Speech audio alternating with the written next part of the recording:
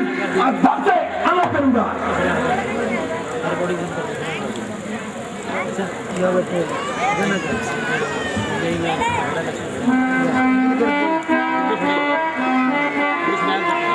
लड़ना अच्छा नहीं है भाई, रुकना और बिना बात ही लड़ना।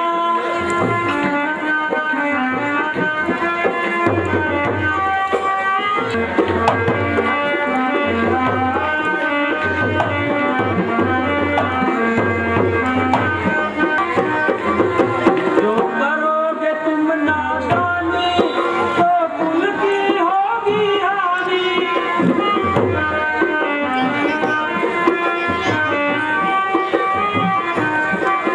जो करोगे तुम नादानी तो कुल की होगी हानि। दुनिया में हो तुम हसाई, दुख लक्ष्मण करो समाई।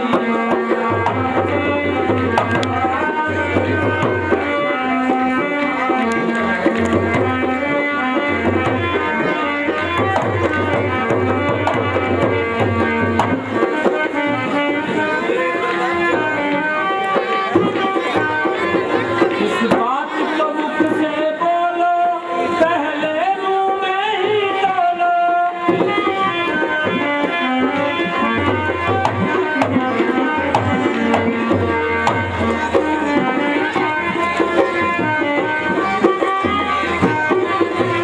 घर पिताजी चुमकावेंगे, हम तुमको धमकावेंगे।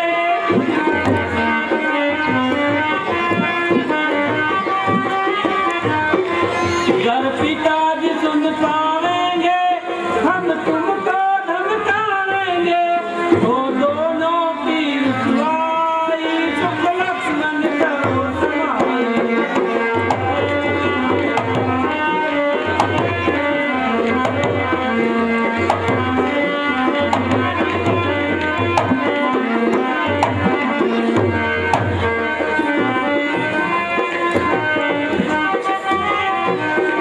तुम कुछ तो सोचो लक्ष्मण, नहीं जन के हमारे दुश्मन।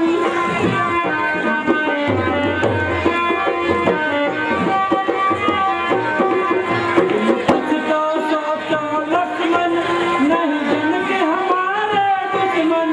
तो इनसे करो लड़ाई, तो लक्ष्मण करो समाई।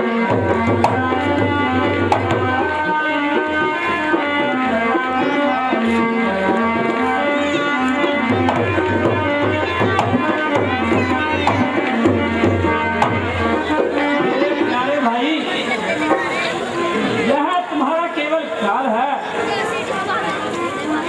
अन्यथा तुम्हें कायर और बुद्धिमान कहने की किसकी मजाल है।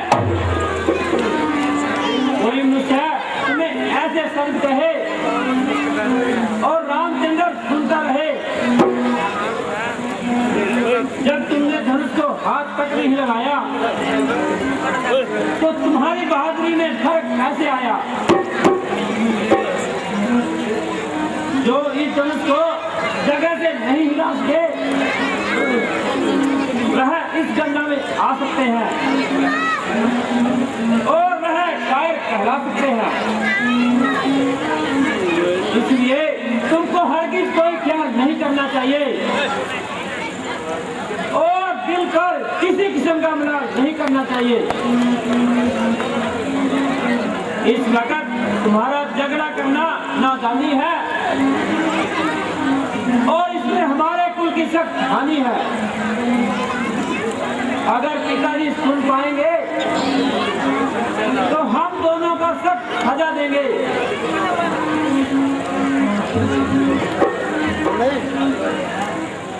इसलिए नहीं कि हम अकेले नहीं आए हैं, बल्कि विश्वामित्र भी हमारे साथ हमें लाए हैं। इसमें इनकी भी बदनामी है, क्योंकि यह वक्त हम दोनों के स्वामी है। जो कुछ ये हुक्म दे वही हमें करना चाहिए और इनकी आज्ञा से बाहर कदम नहीं रहना चाहिए।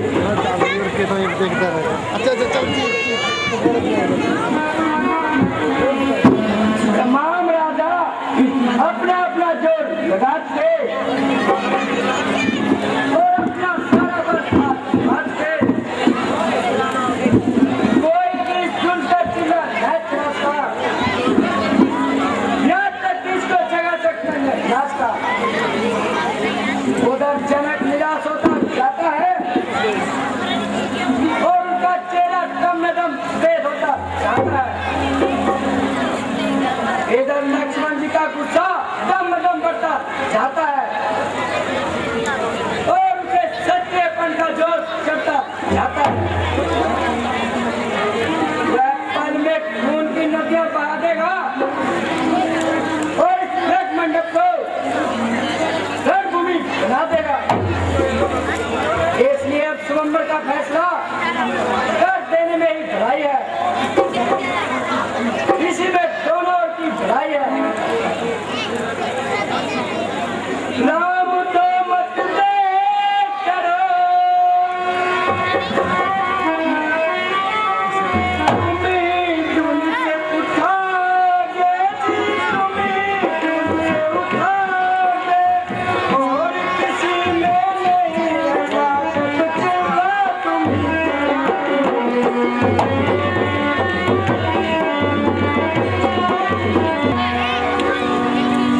रघुकुल भूषण उठो, अब किस बात का इंतजार है?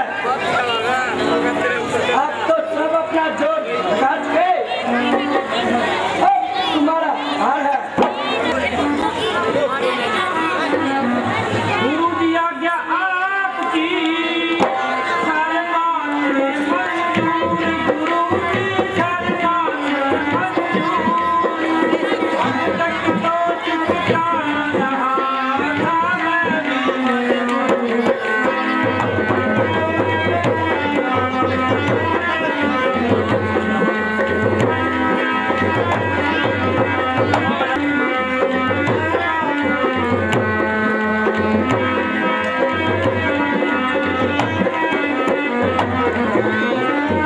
लेकर तेरा आसरा चला ये लड़ने का जी, गुरु जी चला ये लड़ने का। हे ईश्वर रखियो मेरी याद संभाल मेरा।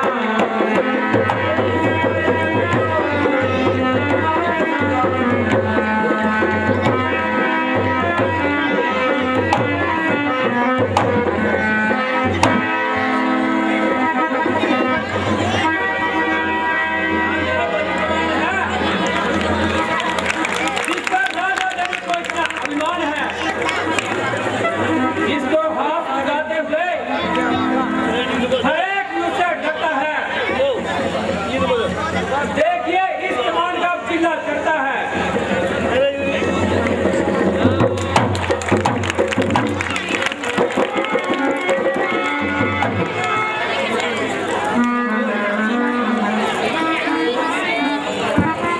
बोलो श्री रामचंद्र भगवान की।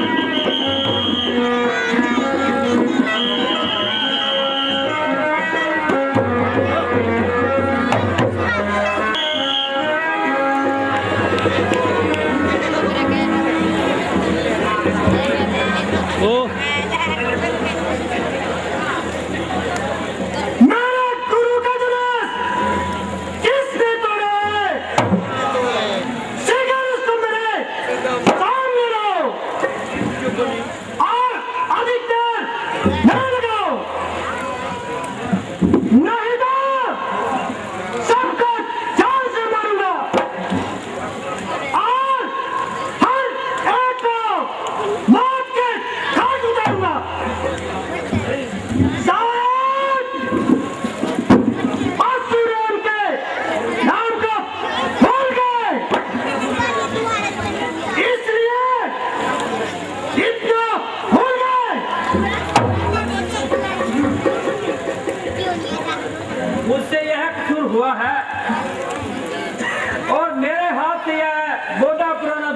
महसूस हुआ है।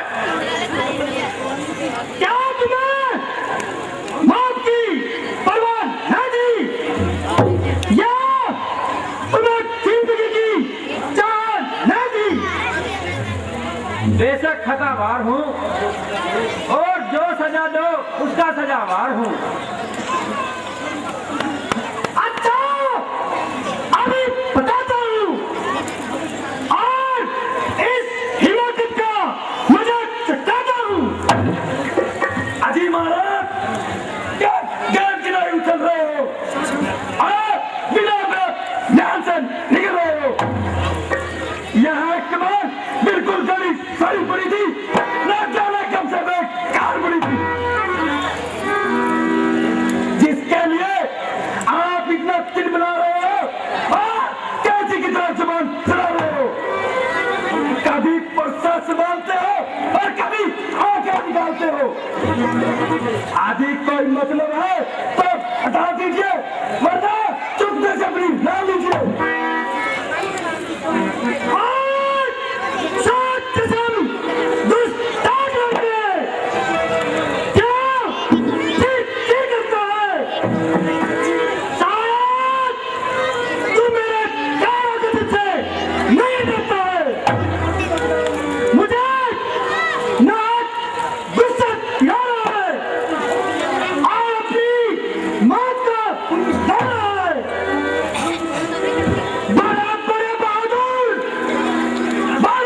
बहादुर मेरे नाम की दुहाई देते हैं और सामने से भागते हुए दिखाई देते हैं। तुझे बालक जानकर तरस खाता हूँ और इसलिए शस्त्र नहीं उठाता हूँ, मगर बकरे की माँ तब तक घर में आएगी और तेरी जान मेरे हाथ से ही जाएगी।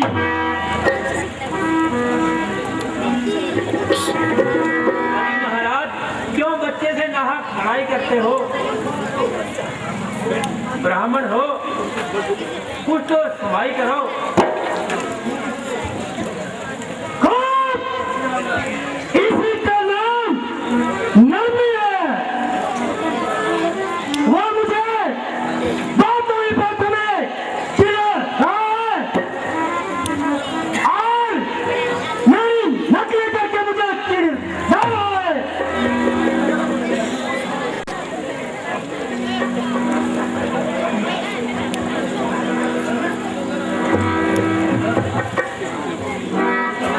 सामने चला जाओ, वरना कच्चे को चबा दूंगा। इसको मेरी आंखों के सामने से दूर ले जाओ, वरना इसकी पूरी दुर्गत बनाऊंगा। तुम अपनी आंखें बंद कर लो, मैं खुद ही नजर नहीं आऊंगा। तू मुझे मत दिखाई दे, बल्कि तेरी भलाई इसी में है। तेरी आवाज भी मुझे सुनाई नहीं दे। इसका इलाज तो बिल्कुल आसान है, कानों में उंगली डालो, बस तुम्हारे लिए चारों तरफ सुनसान है। तू बड़ा शरीर है। आदमी के साथ साफ कर, मेरे आंख में भी तीर है।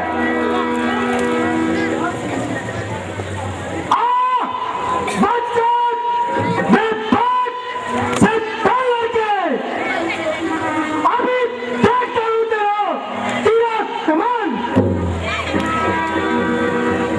महाराज, इनकी बातों पर न जाएं, जरा अपने गुस्से को जब्त फरमाएं। बस बस भाई साहब, आप सहन की अवधि हो चुकी और लक्ष्मण के कानों को ऐसी बातें सुनने की आदत नहीं। आपने वैसे ही महाराज महाराज कहकर इसका दिमाग आसमान पर चढ़ा दिया, बल्कि आपकी नरमी ने इसका हौसला इस कदर बढ़ा दिया, अब मुझे अवश्य ही तलवार संभालनी पड़ेगी और इसकी यह हवा दिमाग से निकालनी पड़ेगी। आप बड़ी खुशी से शस्त्र संभालिए और अपने दिल के बाहर निकालिए।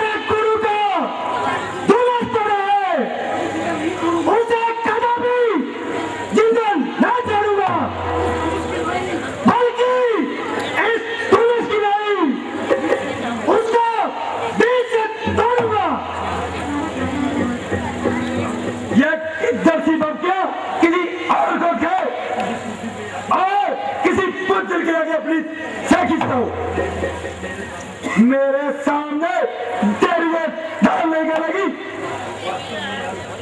वास्तव में तुम्हारा किसी क्षत्रिय से वास्ता नहीं पड़ा और कोई ऐसा ही बुद्धिमान होगा जो तुम्हारे सामने नहीं आया होगा,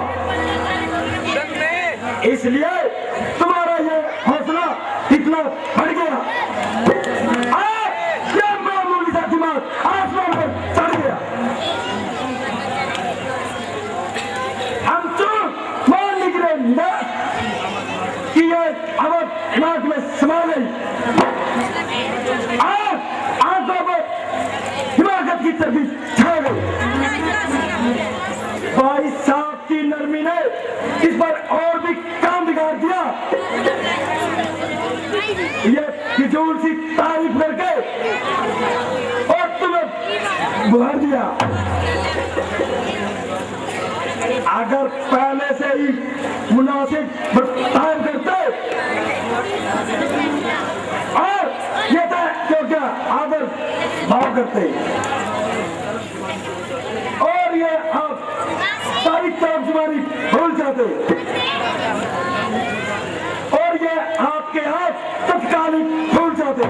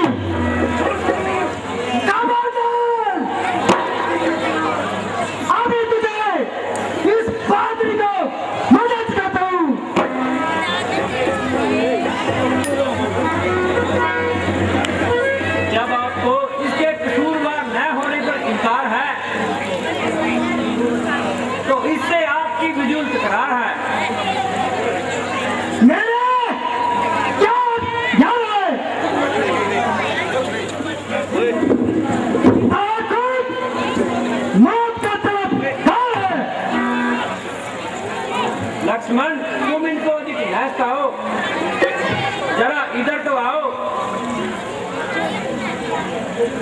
जरा गुस्से को थाम लीजिए और मेरे साथ सलाम कीजिए। पहले इसको मेरी आंखों से दूर कर दो और यहाँ से सब दूर कर दो। इसका इलाज तो मैं पहले ही बता चुका हूँ। देखो वो फिर बोलता है और रस में विष खोलता है।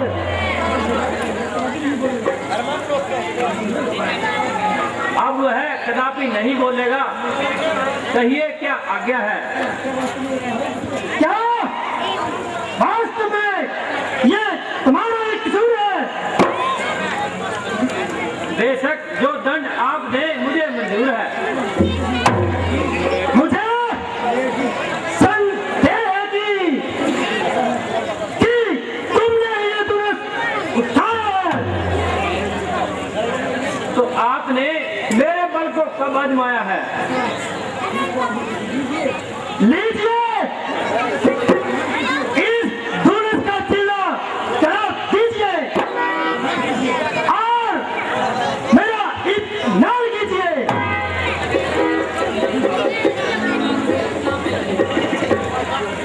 लीजिए महाराज, चढ़ गया। बस बस उतार लीजिए। मुझे इत्मीनान हो गया। मगर मेरा इत्मीनान तो अभी नहीं हुआ। तुम्हारा इत्मीनान कैसा? हमारा इत्मीनान ऐसा, मेरा तीर जब कमान पर चढ़ जाता है तो बिना किसी की जान लिए वापस नहीं आता है। महाराज ये किसकी जान लेगा? तुम्हारी लेगा और किसकी? ना ना महाराज ऐसा नहीं करना, मैं मर जाऊंगा। यह तीर तो आपको सहना ही पड़ेगा, मगर घबराओ नहीं, दूसरा कदापि नहीं चलाऊंगा।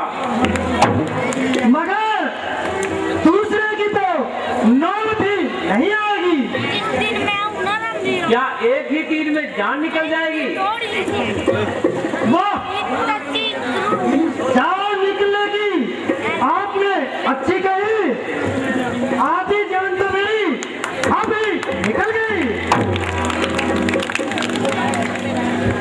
बस निशा जी हो चुके, जरा बच्चा बैठाओ। कुछ अपनी वीरता के जोर तो दिखाओ।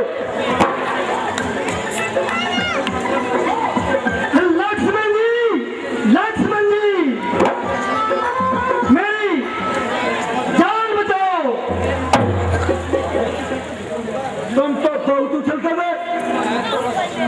मूर्तावश मेरी जीवा से ऐसे शब्द निकलते थे।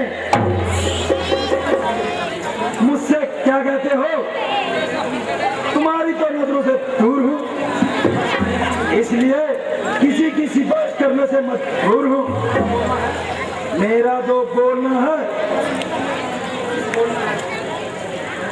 वह तुम्हारे निकट में भी बोलना है। रामचंद्र जी से तुम्हारी बात है और यह मामला उनके हाथ है, इसलिए मेरा बोलना बिल्कुल गलत है। भ्राता जी देखते क्या हो, छोड़ दीजिए तीर।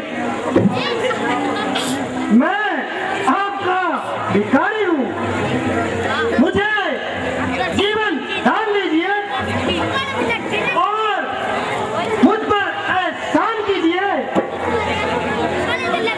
उसको तो अपनी बात की शर्म नहीं,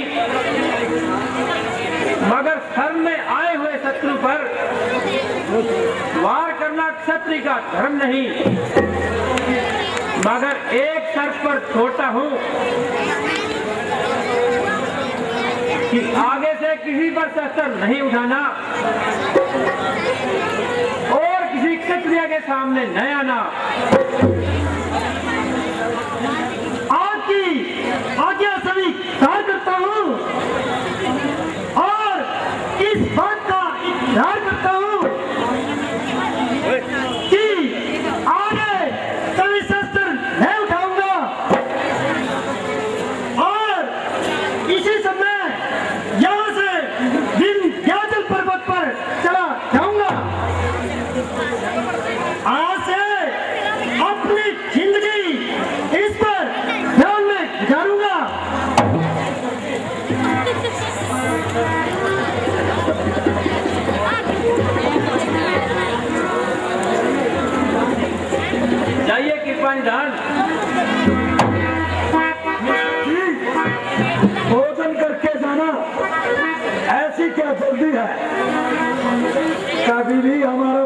पा लिया करो।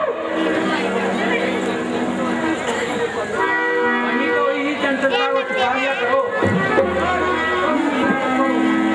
बस तैयार रखो, ऐसे गुलगुले खाऊंगा और यहाँ से भागता हुआ नजर आऊंगा।